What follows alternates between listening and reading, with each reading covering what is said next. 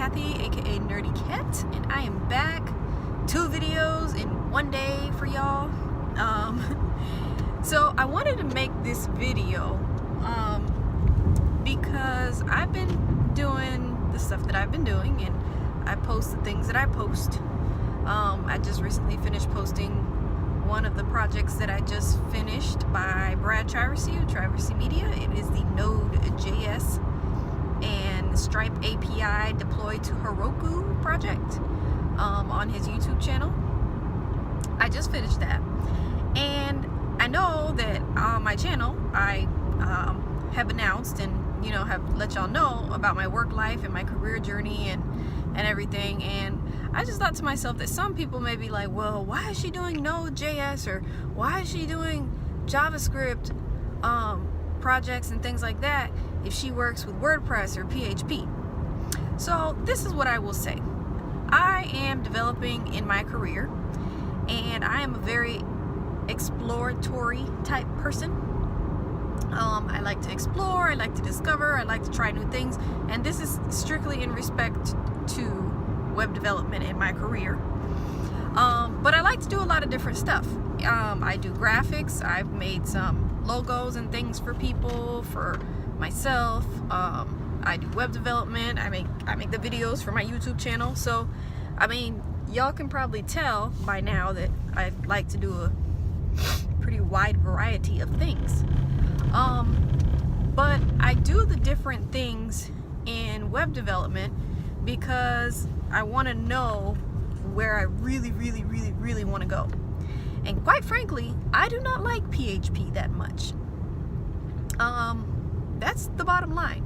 I do like Python. I do like Django. I like working with that framework. When I went to Flatiron School, I did like Ruby. They're kind of similar, Python and Ruby. So I can see why I like both of those. And then Brad Traversy, he has like tutorials on every single web development project on earth, seems like. So since I watch a lot of, ooh, there's a vulture in the road, ugh, gross, ugh.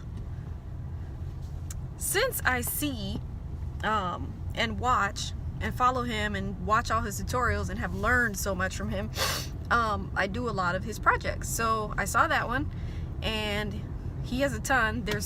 I've done a ton, but I still need, I feel like there's still so many more that I can do, which, not just feel like it, that's actually a fact. But anyway, I do his projects and all that stuff, and again, I'm just discovering and all this.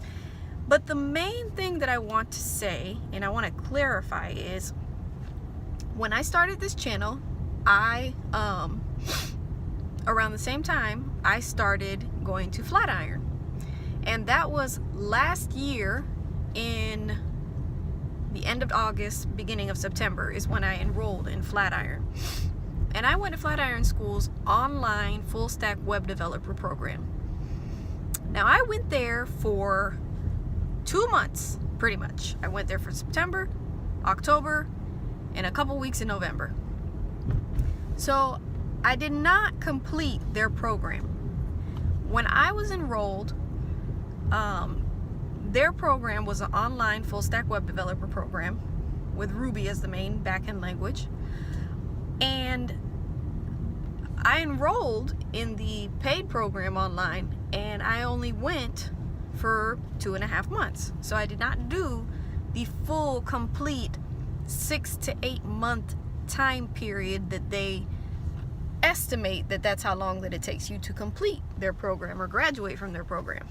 I didn't do that. But the reason that I share this with everyone is because although I didn't finish, I learned and kept researching and kept using a ton of different resources to learn. And now I'm employed as a web developer, and this is my first position in this field. I didn't go to school for a 4-year degree at a college or university. I don't have my master's degree. I have an associate's degree from my community college. I have 2 months of Flatiron School, and the rest of it I learned from YouTube, Code Academy, Udacity, Udemy, JS Fiddle, and a whole bunch of textbooks. So the point that I'm trying to make is, I'm not trying to deter anyone from making the decision to go to boot camp. I am not trying to discourage people to go to a boot camp. If you have the funds, if you have the time, and if it fits in your lifestyle and your budget, go for it. Especially the on-campus programs. However, online programs for web development or software development boot camp, try to find free ones. That's really all I'm going to say. Because although I purchased some of the textbooks, most of the resources that I've learned, everything that I've learned, have been free. So you don't really need to pay thousands and thousands of dollars. To me, thousands and thousands of dollars is anything over $2,000. Thousands and thousands. So you don't need to pay thousands of dollars to learn how to be a web developer or a different type of software developer. There is so much information out there. Yes, it will take you a little bit longer. Yes, you won't have someone there to answer your questions immediately when you have them. It will be a little bit more difficult. But at the same time, if you're doing it because you really have kind of jumped into it and you really like it, and you really enjoy what you're doing, you enjoy the challenge of it, and you enjoy, the possibilities of what you can do in whatever area you're focusing on, then it's not gonna be bad for you to learn on your own, you know what I mean? But if you're doing it because you think that's the way of the future and that's where the jobs are, you want security, and you just want to have something just because it makes a lot of money, in my opinion, and I'm not really anybody, but in my opinion, it's not going to work.